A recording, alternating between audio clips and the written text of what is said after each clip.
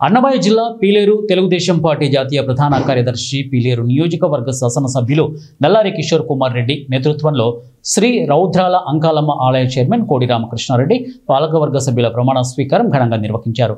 ఆలయ committee chairman రామకృష్ణారెడ్డితో పాటు 11 మంది కమిటీ సభ్యులతో నూతన పాలక మండలి సభ్యులతో అత్యంత వైభవంగా ఆర్యవైశ్య కళ్యాణ మండపంలో కొత్త కమిటీ కొలువుదీరింది.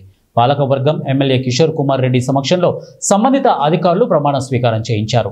అనంతరం బాధ్యతలు స్వీకరించారు. ఈ కార్యక్రమానికి ముఖ్య అతిథిగా పాల్గొన్న ఎమ్మెల్యే నల్లారి కిషోర్ కుమార్ రెడ్డి మాట్లాడుతూ ఆలయ కమిటీ చైర్మన్తో పాటు కమిటీ సభ్యుల సమన్వయంతో సమిష్టిగా నిజాయితీగా పారదర్శకతతో పనిచేసిన శ్రీ రౌద్రాల అంకాలమ్మ ఆలయ ప్రతిష్టను పెంచాలని సూచించారు.